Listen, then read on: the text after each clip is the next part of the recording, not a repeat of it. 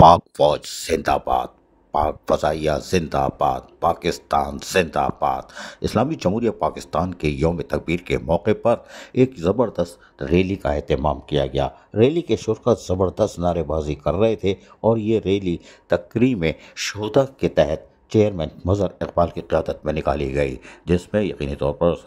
سرکاری افسران، اہل محلہ یعنی لوگوں کی بڑی تعداد نے سب سے لالی پرچم اٹھائے ہوئے تھے اور شدید نعرے بازی کر رہے تھے، پاکستان زندہ باد، پاک فوج زندہ باد۔ ان کا کہنا یہ تھا کہ پاک فوج جو سرحدوں کی حفاظت کرتی ہے اور اسلامی جمہوریہ پاکستان میں جہاں ایٹمی ملک بنا، اور یقینی طور پر ہم یوم تکبیر صرف تجدید عہد کے لیے منا رہے ہیں کہ 25 کروڑ عوام پاک فوج کے ساتھ سب سے لالی پرچم تلے ایک ہے اور ہم ایک رہیں گے، اور یقینی طور پر ایک مضبوط پاکستان کے ساتھ ساتھ ایک مضبوط پاک فوج ہمارے لیے ایک آسرا ہے۔ اور یہی وجہ ہے کہ آج تکریم شہداء کی طرف سے چودھری مظہر اقبال جو کہ چیئرمین ہیں اور دیگر لوگ ان شاید شامل ہو گئے اور شاہراہ پر ریلی کش کرتے ہوئے یوم تکبیر منا رہی تھی، یعنی کہ تجدید عہد کر رہی تھی۔ سب سے لالی پرچم فضا میں بلند تھے اور یقینی طور پر وہ اس طرح لہرا رہے تھے جو یقینی طور پر لہرانے بھی چاہیے، کیونکہ یہی تو آپ کی آن شان ہے،